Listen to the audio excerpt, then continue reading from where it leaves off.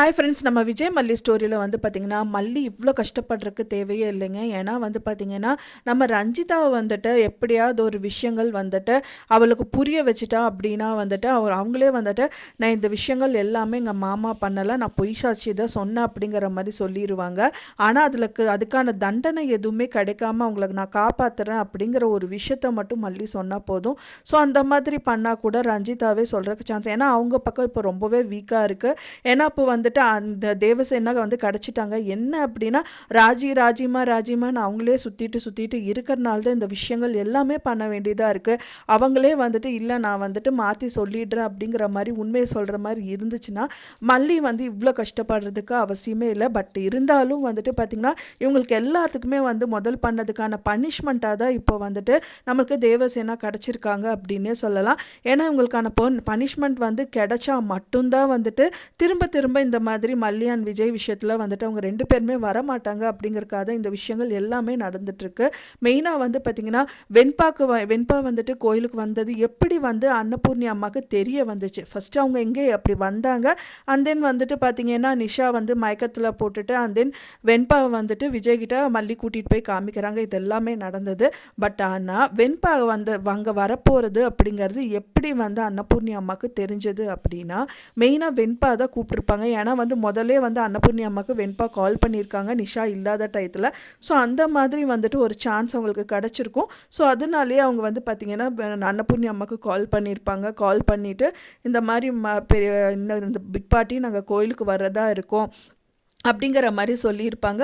நீ பயப்படாத சாமி, நான் வந்து உன்னோட மல்லியம்மாவை கூட்டிகிட்டு வராங்க அப்படிங்கிற மாதிரி வந்து மல்லியை கூட்டிகிட்டு வந்திருப்பாங்க. அதுதான் வந்துட்டு அவங்க நாசுக்காக வந்து மல்லிகிட்ட சொல்கிறாங்க, நீ அதை பார்த்தீங்கன்னா ரொம்பவே சந்தோஷப்படுவேன், நான் எதுக்காக இங்கே கூட்டிகிட்டு வந்திருக்கேன் அப்படின்னு சொல்லிட்டு ஏன்னா ஒரு சுற்றி என்னோட இடுப்புலேயே வந்துட்டு தூக்கி வச்சுப்பேங்கிற மாதிரி ஒரு விஷயம் சொல்கிறாங்க.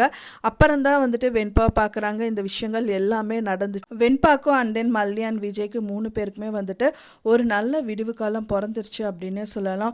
ஸோ எல்லாருமே வந்து 3 பேருமே கூடி விரைவில் ஒன்று சேர போகிறாங்க. ஸோ அதுக்கான பாசிபிலிட்டிஸ் எல்லாமே வந்து மல்லி பண்ணிகிட்டு இருக்காங்க. அண்ட் தென் வந்து பார்த்திங்கன்னா அவங்களோட சாட்சி மட்டும்தான் ரெடி பண்ணணும், அண்ட் தென் வந்து ஆதாரத்தை ரெடி பண்ணணும்.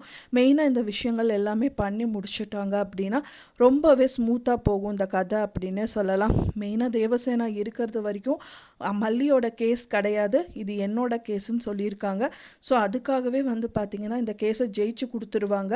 ஜெயிச்சு கொடுக்கறது மட்டும் இல்லாமல் அதுக்கப்புறம் தான் மல்லிகிட்ட இந்த விஷயங்கள், அதாவது அவங்களோட பழைய ஃப்ளாஷ்பேக் பற்றி ஏதாவது விஷயங்கள் சொல்லுவாங்க. ஸோ அதை வச்சு ராஜிக்கு வந்து ஒரு செக் பாயிண்ட் வைக்கிறதுக்கு மல்லிக்கு ரெடியாக இருக்கும். இப்போ ஒரே ஒரு ஆளாக தான் வந்துட்டு ராஜியை வந்து மிரட்டிட்டு இருந்தாங்க மல்லி. இப்போ வந்து பார்த்திங்கன்னா 2 ஆள் ஸ்ட்ராங்கான பர்சன் வந்து கிடச்சிட்டாங்க.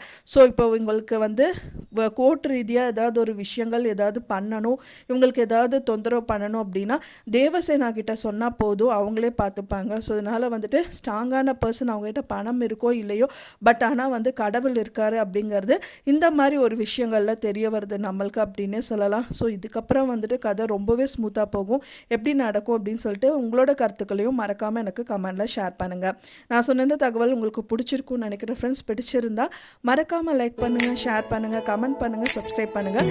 மேலும் இன்னொரு மல்லி சீரியல் அப்டேட்டோட நெக்ஸ்ட் மீட் பண்ணுறேன். தேங்க்ஸ் ஃபார் வாட்சிங் மை டியர் ஃப்ரெண்ட்ஸ். நெக்ஸ்ட் வீடியோவில் பார்க்கலாம்.